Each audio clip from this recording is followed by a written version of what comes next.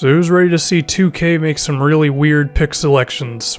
The Phoenix Suns are up first, and they should select Marvin Bagley, but they actually go with Mohamed Bamba number 1. I mean, he's good, but his overall is lower than Bagley, his potential is lower than Bagley, but Phoenix is still getting themselves a good player. So Cleveland are now going to get Marvin Bagley, right? No, they go with Luka Doncic, which means the two best players on the board are still available at number 3 and 4. Indiana, don't screw this up. Michael Porter, I mean, it's not the top dude, but Porter's the number 2 guy, so I guess it's not the worst thing in the world. And look, Atlanta, you guys lucked out with Marvin Bagley at number freaking 4. That's like if Anthony Davis fell all the way down to the mid-top 10 picks. Some interesting things, Phoenix goes with Kevin Knox, so that idea is out the window for us. Miles Bridges is also gone to Sacramento, so we're not getting him, so we're not going to get some top-tier defender. And I also talked about Jaren Jackson, he's gone to Philadelphia at number 9.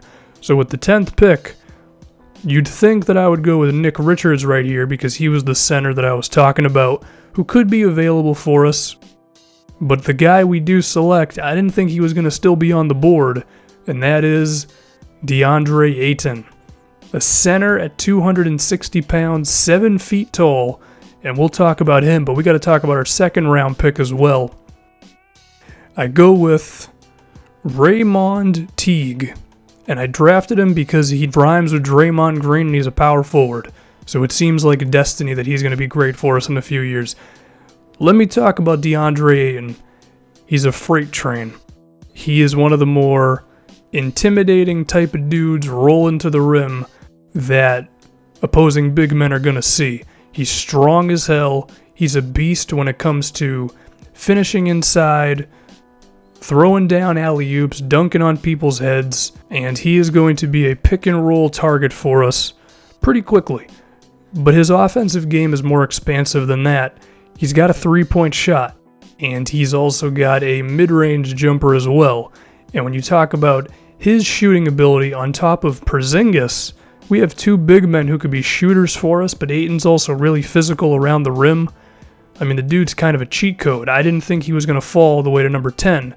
Other than that, he's a good rim protector. His overall defense is going to have to improve, but he's not like a bad defensive player. And he's also a very good rebounder on both sides of the floor. So we got ourselves a star player at number freaking 10. Now if we're going to talk about free agency, the dude I was talking about was CALDWELL-POPE to play some defense for us, the 2-guard spot. Look how much money he wants. He wants $25 million. Look, KCP, I like you and I would love to have you on the team. I'm not giving you that much money, man.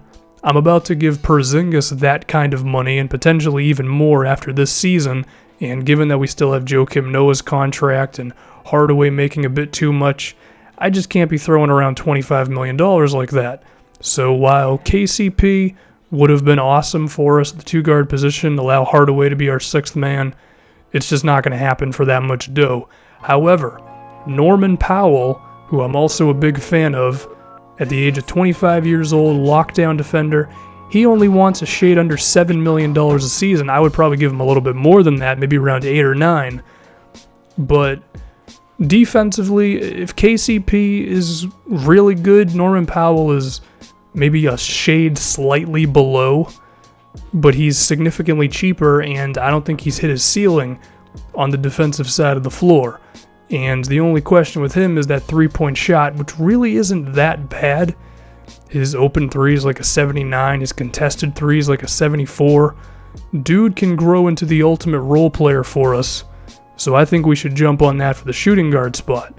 I also want to sign Raul Neto to play the backup point because he's about the only potential backup point guard who plays some defense while being okay on offense. If we can talk about the small forward position, I did mention how Maurice Harkless could be available in a trade, and Mo, yeah, he does the things I'd want as a defensive player and all that, but the thing is, if we're going to sign Norman Powell, who needs to work on his jumper, I really don't want to take on Maurice Harkless as well because he's not a lights-out shooter either. That could create too many spacing problems. If we wanted more of a shooter at that 3 spot, could go with Glenn Robinson III, who I would probably give around $7-8 million to.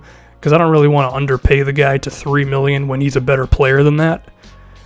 And he's not the defender that Powell or Harkless are, but he's pretty okay nonetheless, but he's a very good shooter.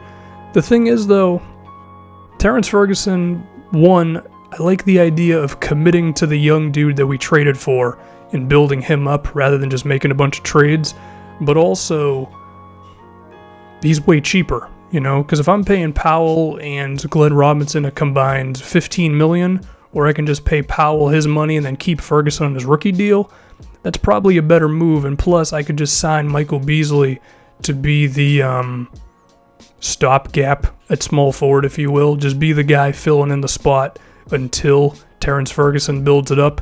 Beasley was good for us this previous season, so I think that's the route we may go. Of course, your opinion in the comments is appreciated. 2 big acquisitions potentially, though. DeAndre Ayton we drafted, and I think signing Norman Powell will be really good for us. And we'd still have money left over.